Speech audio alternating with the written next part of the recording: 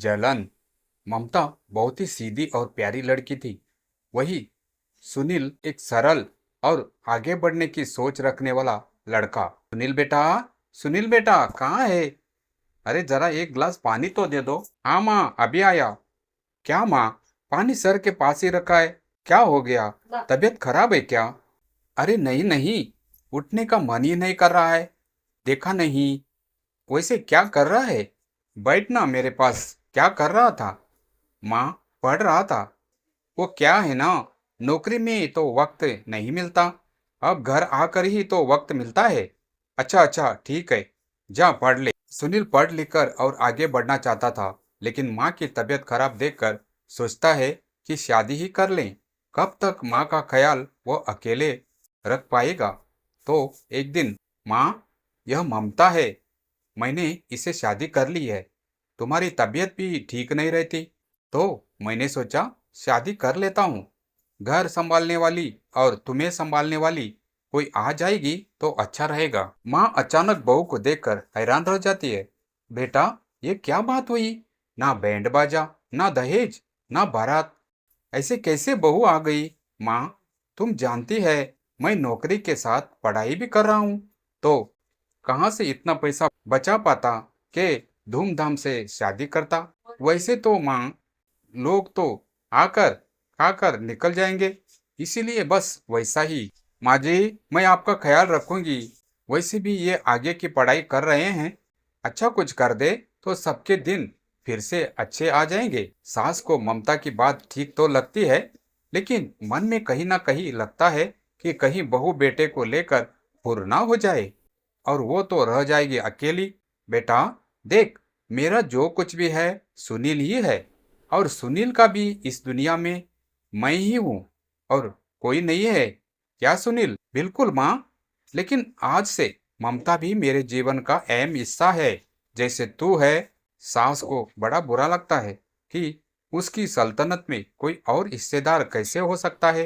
कैसे कोई और उसके 3 साल की बेटे की जिंदगी में अचानक से आकर बराबर का हिस्सेदार बन सकता है? देख बहू, मैं भला जरा बीमार रहती हूँ, लेकिन इसका मतलब यह नहीं कि घर के चीजों में मेरा कंट्रोल खत्म हो गया है।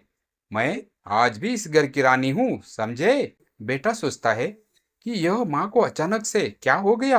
कल तक जो माँ कहती थी कि जिंदगी का कोई भरोसा नहीं, वह अचानक ये जंग के मैदान की झांसी की रानी कैसे बन गई? माँ, क्या हो गया? सब ठीक है ना? अचानक कैसी बातें कर रही है? ममता का आज पहला दिन है, स्वागत करो उसका। आसपास के आंटियों को बुलाओ, नई दुल्हन की मुंह दिखाई करवाओ। खैर, सास सास होने का फर्ज निभाती है और बाद में एक सहेली के साथ बाहर निकल जाती है।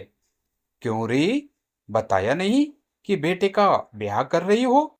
वैसे तो सारा दिन हामी में घुसी रहती हो। अरे मुझे तो अभी पता चला कि वो यूं अचानक सर पर लेकर आ गया। कहता है बहू है माँ तुम्हारी।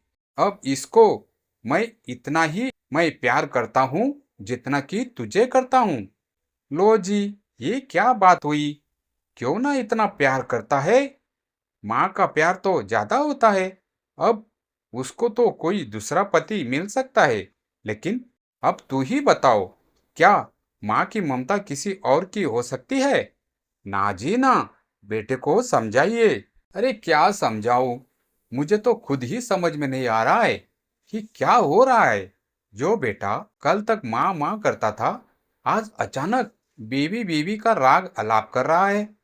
देखा, उसकी बीबी सुंदर और जवान है।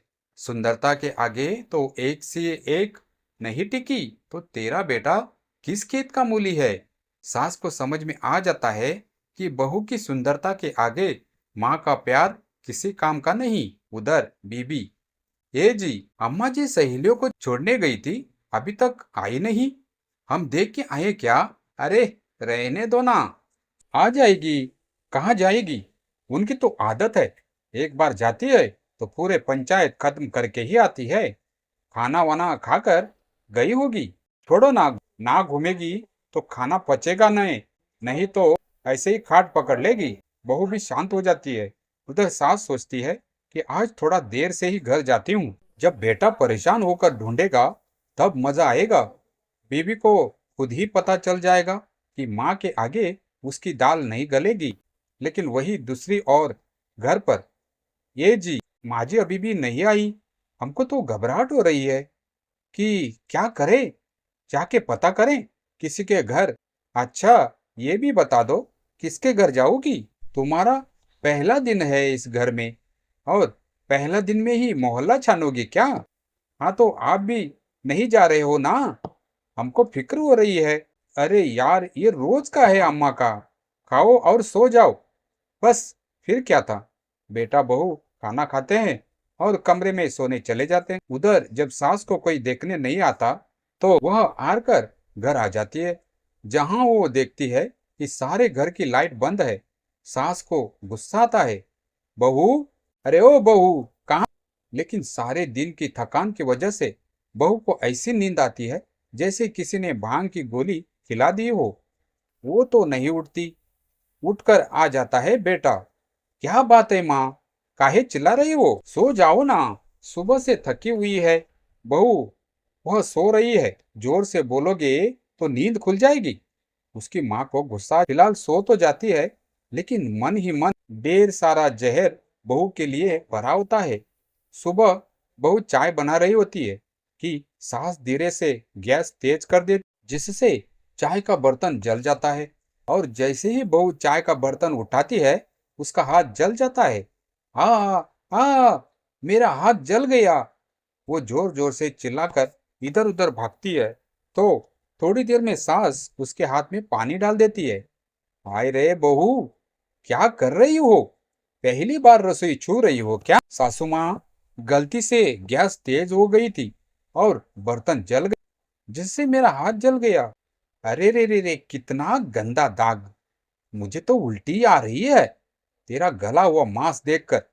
तू ना इस हाथ से मुझे खाना मत लगाना। बहू भी खुद का हाथ देखती है तो उसे भी रोना आ जाता है। कुछ दिनों के बाद सास की सहेली आती है। बहू चाय बनाकर लाती है। उसके जाने के बाद सहेली कहती है, बहू की सुंदरता ऐसी है कि कोई भी दीवाना हो जाए। ऐसे तेरे बेटे का क्या हाल है? ऐसा ही है, बस बहू के पीछे लट्टू। तो क्या करूं, समझ में नहीं आ रहा। मैंने तो बहू की चेहरे पर दिवाली के पटाखे की छकरी डाल दी। उसका पूरा चेहरा जला गया। अब देखो, न रही सुंदरता, ना ही अब मेरा बेटा, ना ही उसे पूछता है। अरे, अब तो वो उसे छोड़कर दूसरी भी देखने को बोल गया है। बहू सारी बात सुन रही होती है। एक बात बताइए, क्या भरोसा है कि दूसरी सही आए और आपके अनुसार रहे? देखिए, मेरी सासू माँ को गलत बात सिखाने की जरूरत नहीं है। हमारा परिवार साथ में है, खुशी से रह रहा है। देख बहू, मेरी सहेली की बेइज्जती ना कर, वही अच्छा हो रहेगा तेरे लिए, समझी? बहू नहीं मानती है। वो बार बार उनकी सहेली को घर से निकल जाने को कहती है। तभी सास की सहेली पास के चूल्हे से लकड़ी लाकर बहू के चेहरे पर लगा देती है। बहू जोर जोर से रोने लगती है। अरे, ये क्या कर दिया? मैंने कहा क्या किया? यह तो तूने किया। तू ही नहीं चाहती थी कि बहू बेटी के साथ रहे। भला मैं क्यों करूंगी? अब अकेली निपटा। बहू रो रही होती है, दर्द से चिल्ला रही होती है, लेकिन सास उसे डॉक्टर के पास नहीं ले जाती। तभी पति आता है। क्या हुआ ममता? ये दाग कैसे लगा? कैसे जली? ममता कुछ नहीं कहती, बस दर्द से कराह रही होती है। बेटा माँ की तरफ देखता है। हो ना हो, माँ, यह पक्का आपका ही काम है। आप ही ममता से जला करती थी ना? देखना माँ, अब पुलिस आएगी, केस बनेगा। लेकिन पहले मैं ममता को अस्पताल लेकर जा रहा हूँ। सभी अस्पताल जाते हैं, जहाँ डॉक्टर ममता की सास से कहते हैं, आपने तो नहीं जलाया ना बहू को? अब ममता की सास के तो पसीने छूट रहे होते हैं।